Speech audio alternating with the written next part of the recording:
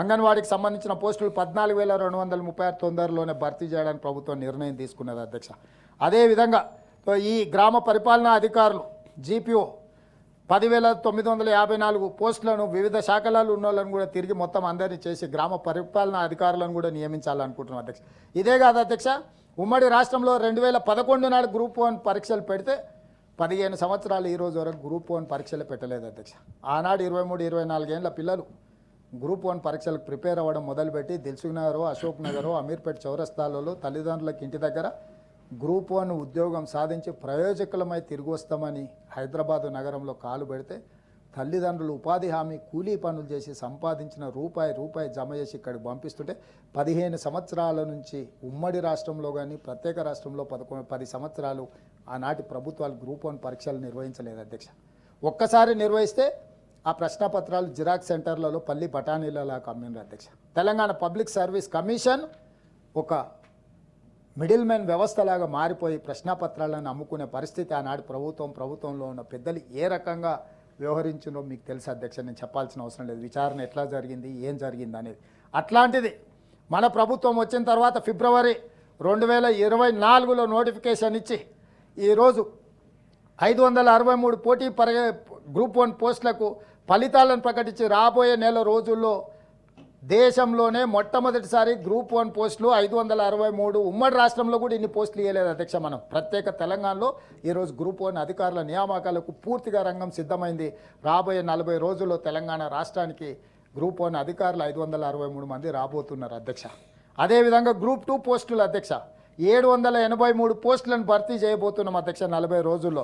Group 3 పోస్టులను 1365 ప్రభుత్వ ఉద్యోగ ఖాళీలను భర్తీ చేయబోతున్నాం అధ్యక్ష. Group 1, group 2, group 3 public service కమిషన్తో పోటీపడి యూపీఎస్సీతో పోటీపడి తెలంగాణ పబ్లిక్ సర్వీస్ కమిషన్ను ప్రక్షాళన చేసి పారదర్శకంగా పరీక్షలను నిర్వహించి ఈరోజు ఆ ఖాళీలను భర్తీ చేయబోతున్నాము. ఇది ఒక్క గొప్ప సందర్భం అధ్యక్ష. ఈ విషయంలో అయినా కూడా ప్రతిపక్షాలు ఇంత మంచి కార్యక్రమం చేసినందుకు మేము చేయలేని పని మీరు చేసాను, మిమ్మల్ని అభినందిస్తున్నాము అనుంటే వాళ్ళ స్టేచర్ పెరిగి ఉండేది, వాళ్ళ గౌరవం పెరిగి ఉండేది అని చెప్పి నేను ఈరోజు చెప్పదలుచుకున్నాను అధ్యక్ష. అదేవిధంగా విద్యకు సంబంధించి 10 సంవత్సరాలు డైట్ ఛార్జెస్ పెంచలేదు అధ్యక్ష. ప్రభుత్వ పాఠశాలలు చదువుకునేది ఎవరు అధ్యక్ష? రెసిడెన్షియల్ స్కూల్స్లలో పేదోళ్ళ పిల్లలు, దళితుల పిల్లలు, గిరిజనుల పిల్లలు, ఆదివాసుల పిల్లలు, బలైన వర్గాల పిల్లలు, అత్యంత నిరుపేదలు చదువుకునే వాళ్ళకి ఈ రోజు కూడా డైట్ ఛార్జెస్ పెంచలేదు అధ్యక్ష. అట్లాంటిది ప్రభుత్వం ఆలోచించే 10 సంవత్సరాలు గత పాలకులు చేయని పనిని 40% డైట్ ఛార్జెస్ పెంచి పేదలకు పట్టెడు అన్నం పెట్టడమే మా బాధ్యత. సన్న బియ్యంతో అన్నం పెడుతూ 40% డైట్ ఛార్జెస్ పెంచినాం అధ్యక్ష. కాస్మెటిక్ ఛార్జెస్ ముఖ్యంగా ఆడబిడ్డలు తల్లిదండ్రులను అడగలేరు, ఇంటి దగ్గర చెప్పుకోలేరు, ఇక్కడ రావు. కాస్మెటిక్ ఛార్జెస్ దాదాపుగా 20 సంవత్సరాలు పెంచలేదు అధ్యక్ష. నేను వచ్చిన తర్వాత 200% కాస్మెటిక్ ఛార్జెస్ పెంచి పేదోళ్ళ పిల్లలను ఆత్మగౌరవంతో బ్రతికే విధంగా తల్లిదండ్రుల ముందు చేయి చాపుకుంటా ప్రతి నెల క్రమం తప్పకుండా కాస్మెటిక్ ఛార్జెస్ ఆడపిల్లలకి ఇచ్చి ఆడపిల్లల ఆత్మగౌరవం నిలబెట్టడానికి ఈరోజు ప్రయత్నం చేస్తున్నాం అధ్యక్ష. అదేవిధంగా అధ్యక్ష integrated residential schools, young India integrated residential schools ఇవాళ వారు చెప్తారు నేను రెసిడెన్షియల్ స్కూల్ ప్రారంభించినాను ఎస్సీ, ఎస్టీ, బీసీ, మైనారిటీ అని. ఏ ఒక్క వారు జీవో ఇచ్చిన ఏదైనా రెసిడెన్షియల్ స్కూల్స్కి ఎక్కడైనా భవనం నిర్మించండా? భవనం సంగతి దేవుడేరుగా ఆ పిల్లలు చదువుకుంటున్న దగ్గర బాత్రూమ్లు అన్న ఉన్నాయా అని నేను అడుగుతున్నా అధ్యక్ష.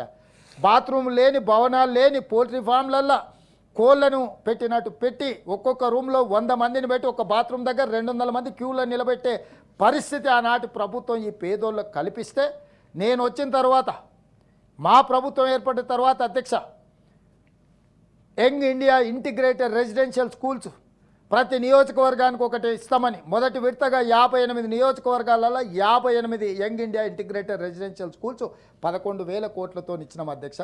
20 నుంచి 25 ఎకరాలల్లో 200 కోట్లతో ఒక్కొక్క ఇంటిగ్రేటెడ్ రెసిడెన్షియల్ స్కూల్ ఒక్కొక్క నియోజకవర్గానికి ఇచ్చి ఈరోజు విద్యా విప్లవం తీసుకొచ్చి పేదోళ్లకు కార్పొరేట్ విద్య కంటే కూడా అద్భుతమైన విద్యను, లైబ్రరీలను, క్రీడా ప్రాంగణాలను, ఆడిటోరియంలను అందించాలని మేము ముందుకు వచ్చి ఖర్చు పెడుతుంటే కనీసం దాన్నైనా అభినందించాలి కదా అధ్యక్ష. అది కూడా వాళ్ళకు మనసు రాలేదు, వాళ్ళ విజ్ఞతకే నేను వదిలేస్తున్నా అధ్యక్ష. అదేవిధంగా కోటి ఉమెన్స్ కాలేజ్ మీకు తెలుసు 100 ఏళ్ళు అయింది. 100 ఏళ్ల క్రితం ప్రారంభించిన కాలేజ్ 7 మంది విద్యార్థులతో స్టార్ట్ అయ్యి ఈరోజు 7,000 మంది ఆడపిల్లలు చదువుకుంటున్నారు అధ్యక్ష. ఎవరు అధ్యక్ష? కోటి మహిళా కళాశాలలో చదువుకునేటోళ్ళు మన పిల్లలే కదా అధ్యక్ష. మన గ్రామీణ ప్రాంతాలలో ఉండే పేదలు వాళ్ళ పిల్లల్ని చదివించుకోవడానికి హైదరాబాద్ పంపిస్తారు.